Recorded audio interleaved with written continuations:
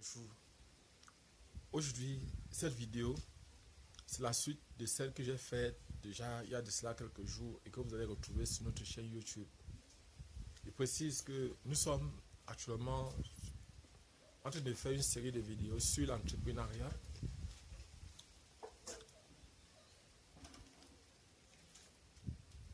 la spiritualité, l'ésotérisme plutôt, la religion, la sorcellerie. Et nous avons déjà fait quelques vidéos, nous avons fait je crois 2 vidéos là-dessus. Et nous allons continuer à faire les vidéos là-dessus pour que les gens comprennent les liens, le lien ou les différents liens qui peuvent exister entre tout ça.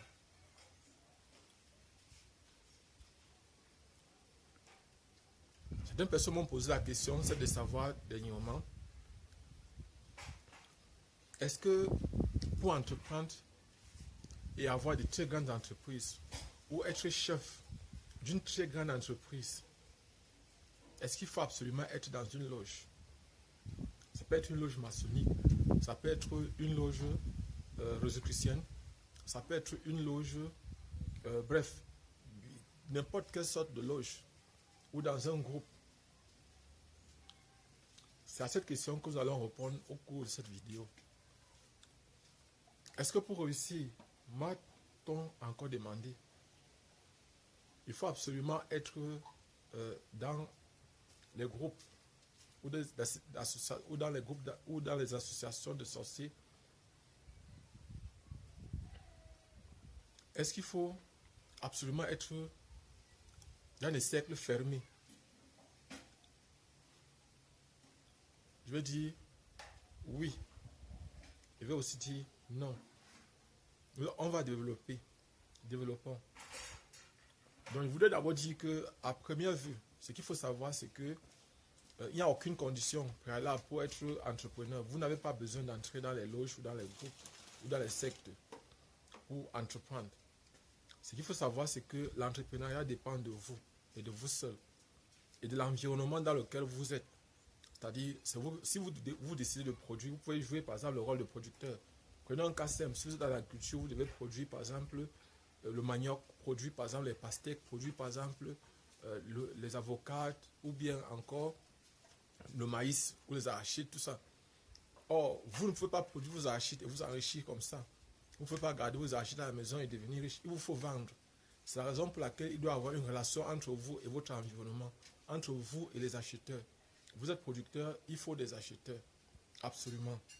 Et très souvent, il y a ce qu'on appelle des corporations ou des associations, c'est-à-dire des personnes qui se regroupent pour protéger ou pour mieux organiser leur travail. Je vais prendre un exemple.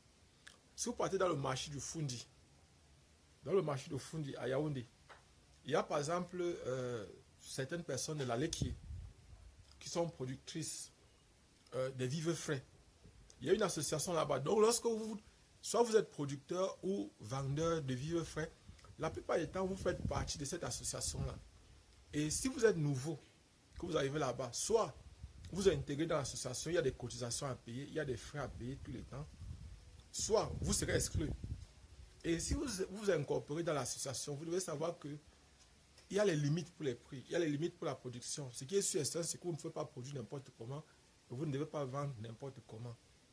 Vous ne devez pas livrer vos marchandises à n'importe qui, n'importe comment.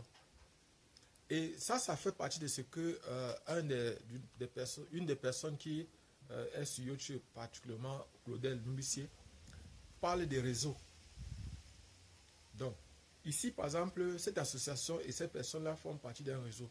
Mais ce ne sont pas absolument des personnes qui ont un objectif peut-être exotérique, c'est-à-dire à développer par exemple sur l'au-delà, sur la psychologie, sur les esprits, les liens entre les esprits et les humains, les liens entre les différents esprits et les dieux, les anges, tout ça comme ça. Il ne s'agit pas de ça. Ce sont simplement des associations à but commercial, c'est-à-dire pour les échanges commerciaux. Donc, et si vous partez aussi au marché 8e, vous allez voir que tous ceux qui vendent les vivres frais font partie des associations. En fait, soit vous êtes vendeur, soit vous êtes producteur. Et vous allez voir que chaque fois, ces personnes-là s'organisent correctement pour mieux réussir leur activité. il s'agit de créer un réseau. Et chaque fois, vous serez dans les associations. Et parfois, allons-y ailleurs un peu. Si vous regardez par exemple ceux qui font dans la quincaillerie, vous allez observer que la plupart des gens qui font dans la quincaillerie sont les Bouddhas. Ce sont les Camerounais, ce sont les gens, les personnes de la région de l'Ouest pour la plupart. Ce sont les gens du département du Bamboutos. Donc, il y a deux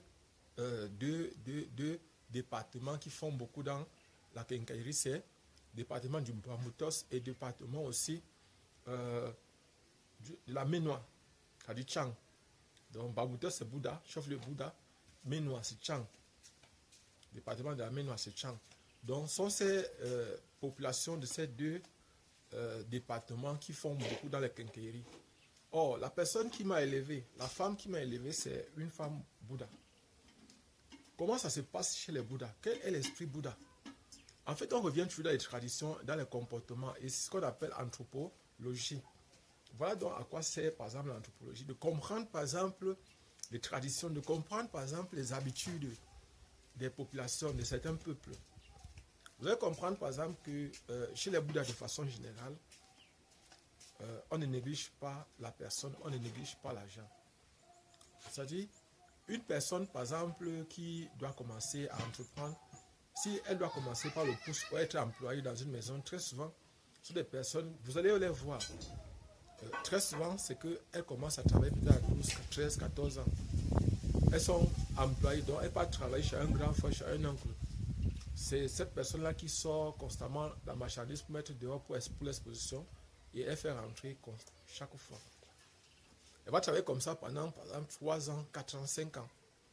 Or, pendant qu'elle travaille, elle n'a pas de salaire. Elle mange chez la personne. Elle est comme l'employé ou bien comme l'enfant de la maison. On réunit son capital. Et son salaire, c'est ce qu'on va garder. Après un certain nombre d'années, on va dire à la personne que bon, cherche un emplacement où on va te donner. Or, lorsqu'elle va trouver l'emplacement, son salaire, l'argent qu'on devait lui donner, ce n'est pas de l'argent en espèces. On va prendre cet argent-là, aller louer le local, l'aider et lui donner la marchandise à crédit. Et lorsque on va lui donner la marchandise à crédit, on va introduire cette personne dans une association. Bon, d'habitude, ce ne sont pas les associations ésotériques ou bien de sorcellerie ou bien de quoi que ce soit. Certaines partent souvent au-delà de ça, mais normalement, au départ, c'est qu'on te met dans l'association pour avoir un contrôle sur toi, pour que tu ne puisses pas être capable de fuir avec l'argent, la marchandise qu'on t'a donnée. Parce que très souvent, en équipe, vous allez voir par exemple, la plupart des Bouddhas, quand ils ouvrent leur quincaillerie, très souvent, même si vous voulez le ciment, 1000 sacs de ciment, ils peuvent vous trouver. Alors vous voyez par exemple la quincaillerie avec quelques trucs là où vous avez pitié de la personne. Non.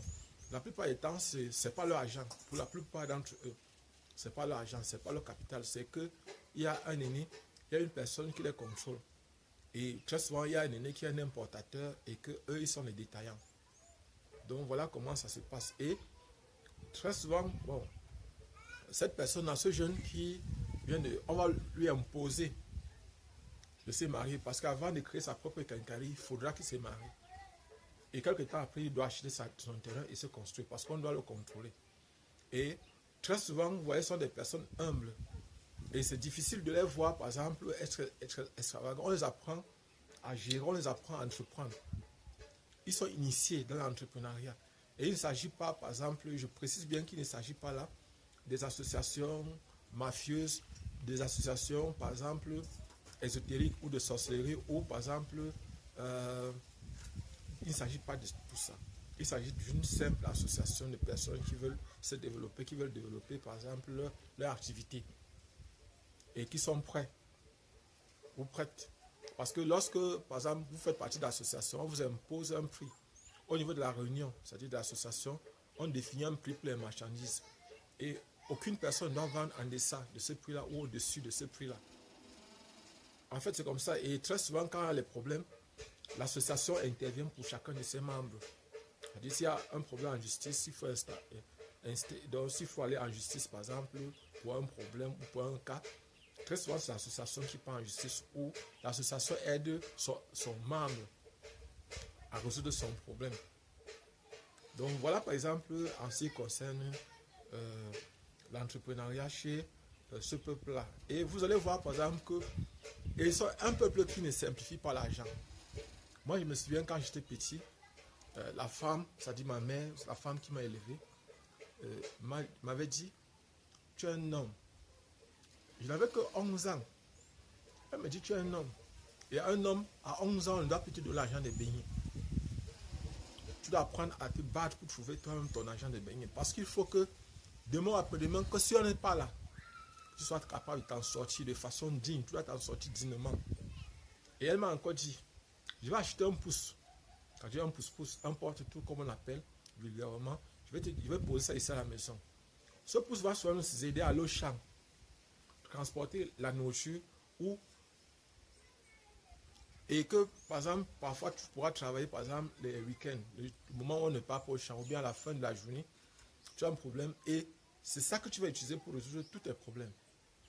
Au départ, c'est avec ça que j'utilisais, c'est-à-dire le pouce là que j'utilisais pour payer mes cahiers, payer mes livres, que j'utilisais par exemple pour faire un ensemble de choses. Il faudra que je fasse même une vidéo spécialement là-dessus pour vous expliquer comment ça se passait. Et j'ai commencé comme ça. Mais avant, ça avait déjà commencé à entreprendre. À 9 ans, déjà, on vendait les beignets de la mer. C'est-à-dire, on faisait les beignets et nous, on se promenait pour vendre. On a vendu les beignets pendant à 9 ans, 10 ans, 11 ans. J'ai vendu, par exemple, aussi au marché, au niveau de son comptoir. Je vendais souvent. Et je ne vais pas vous cacher, le temps là, j'étais, bon, on va dire chez nous ici que c'était, ben, après, je n'ai pas envie de trop parler de ça, mais il faudra peut-être que je fasse une vidéo pour mieux vous expliquer qu'est-ce qui s'est passé. Il avait que 9 ans, mais moi quand je voyais par exemple, on me donne les pommes de terre pour vendre. Peut-être on met, à l'époque on mettait, je crois, c'était 8 pommes à 200. Quand la main partait, je retirais une pomme là-dessus. Surtout quand je voyais par exemple les Françaises, c'est-à-dire les sœurs catholiques là, je retirais deux pommes. Je formais d'autres tas avec. Et quand je vendais ça, on m'avait laissé 10 tas. Les 10 tas devaient être 2000. Quand je retirais deux pommes, à la fin, je me retrouvais peut-être avec 13, 14 tas. Mais quand je vendais tout, je prenais par exemple sur ça 100 francs. Je partais manger. Et quand je rentrais à la maison, je disais, ah mais voilà par exemple ce que j'ai fait. J'ai retiré deux pommes. Parce que les gens que j'ai vus, c'était les gens qui avaient un peu d'argent. Vous voyez par exemple, à l'église, on lance l'argent. Et ils ont beaucoup. Il y a beaucoup d'argent qu'on lance souvent là-bas. Donc, ces gens-là ont l'argent. Et c'est pour ça que j'ai retiré deux pommes sur ça. Et là, on me félicitait. Vous voyez, par exemple, on m'encourageait que non. Bon, en fait, aujourd'hui, quand je vois avec beaucoup de recul, je constate que non, c'était pas peut-être bien. Ce que je faisais à l'époque, mais ça, c'était quand j'étais enfant. Donc, aujourd'hui, on parle de l'entrepreneuriat, exotérisme et tout ça. Et la plupart du temps, les gens pensent que les gens ici dans la région de l'Ouest, que s'il y a des gens qui font beaucoup dans ça, c'est-à-dire qui font beaucoup dans ce que j'ai appelé dans une autre vidéo, femmes là, sont les Bouddhas. Et chez les Bouddhas même, c'est-à-dire quand vous êtes dans le département de Bamboutos, vous allez voir par exemple que là-bas on connaît entre eux, n'est-ce pas? On va dire par exemple qu'ici, c'est telle population, c'est tel regroupement, qui est expert dans la pratique de la sorcellerie, c'est-à-dire dans le femme là. Chez eux, par exemple, la plupart des temps, ce n'est pas vrai. Ce n'est pas vrai parce que c'est un peuple entreprenant. Et très souvent, c'est que, bon, on va dire, jusqu'à un certain niveau, il y a beaucoup de jalousie là-dessus. C'est vrai, il y a certains qui peuvent aller dans les groupes de sorcellerie, mais dans les groupes de sorcellerie ou dans les groupes d'ésotérisme, c'est tout le monde qui part. Ce n'est pas seulement eux. C'est tout le monde qui part dans les groupes ésotériques. Je voudrais préciser aussi une chose ici. J'ai un cousin dans la famille qui est allé une fois dans la Rose-Croix. En fait, il est allé dans la Rose-Croix d'or. Et il croyait que, par exemple, là-bas, on devait partager l'argent. Ou que peut-être que ses activités devaient marcher sans l'heure. Quand il est arrivé, il faisait des cotisations chaque mois de 25 000 francs. Donc, ça veut dire qu'en un an, il se retrouvait à dépenser 300 000. Et ce qui était marrant pour lui, c'est qu'il ne bouffait jamais les cotisations. Et après un temps, il s'est posé la question, mais ça fait combien d'années que je suis là-bas et je gagne quoi? Bon, là-bas, par exemple, on lui permettait de développer ses capacités. On lui avait dit qu'il a une pierre et qu'il a une pierre brute et qu'il faut qu'il apprenne à tailler sa pierre et à la polir. Il fallait qu'il développe, c'est-à-dire que, par exemple, sa psychologie, sa personnalité, Il devait apprendre les notions comme le charisme, les notions, bref, il y avait tout un tas de choses qu'on leur apprenait. Mais lui, particulièrement, il croyait que c'était un endroit où on devait partager l'argent. Et il avait été déçu. À la fin, il était obligé de quitter parce que il semble que quand vous n'avez plus l'argent, vous ne pouvez plus participer parce que constamment, il vous faut cotiser. Donc, il y a des documents qu'on vous donne tous les temps et vous devez verser de l'argent pour cela. Donc, il n'y a aucune association ici, c'est-à-dire aucune loge, qu'elle soit rosicrucienne, maçonnique, Lions Club, tout ça, Rotary, ou tous les autres groupes ésotériques, ou par exemple, on va vous donner l'argent. Le secret, c'est plutôt un problème de réseau. C'est-à-dire, c'est simple.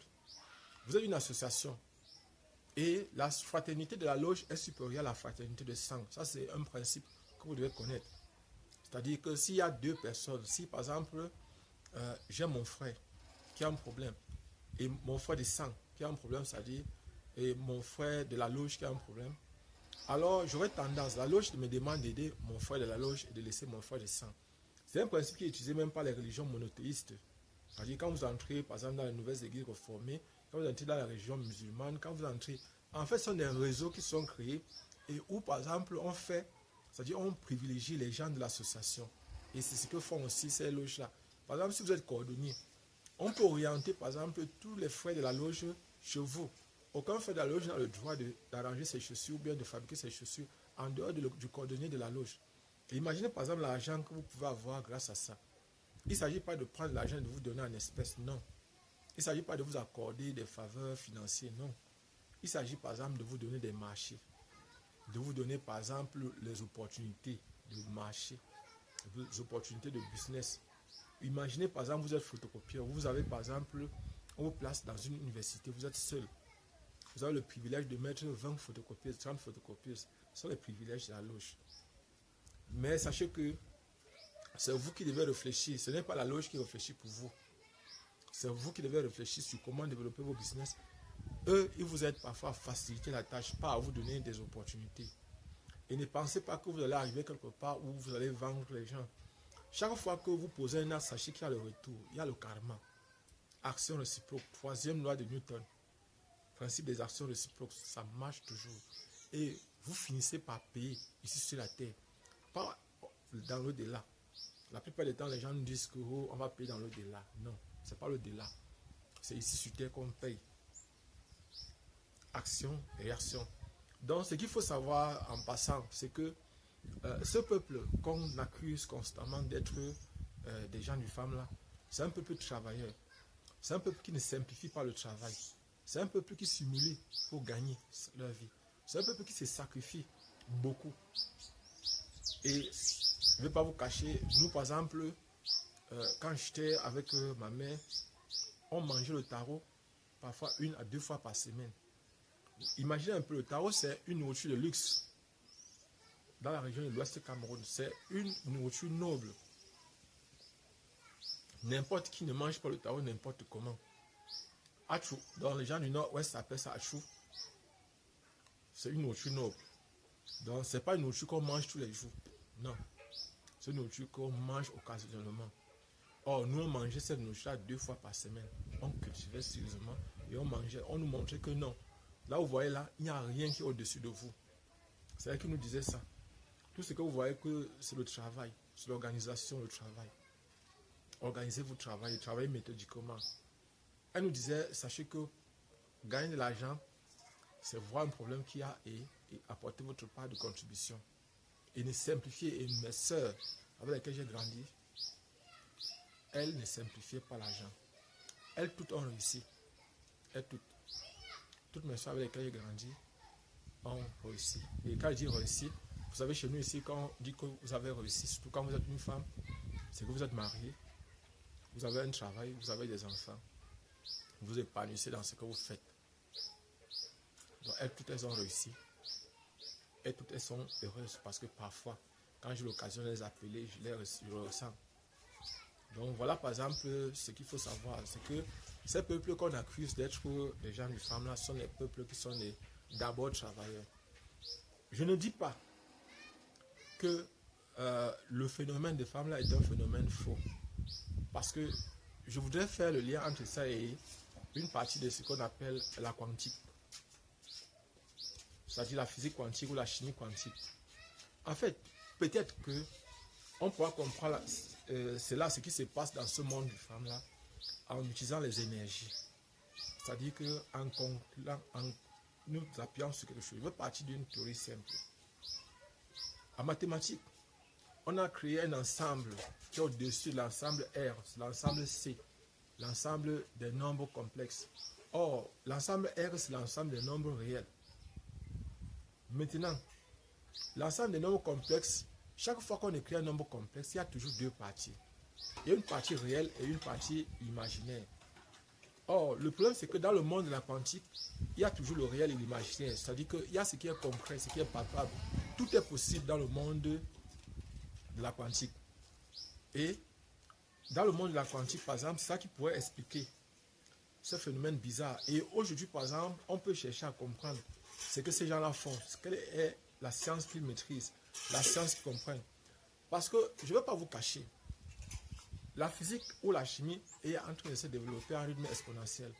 Mais nous, les Africains, nous avons, par exemple, des choses qu'on n'arrive pas à exploiter. Dans le domaine de la téléportation, les Africains, nous sommes forts. Mais comment faire que la science puisse profiter de ça? C'est-à-dire de ce qu'on fait déjà au plan traditionnel. J'ai vu des danses au cours desquelles on fait planter un bananier, le bananier pousse, ça produit et les gens mangent.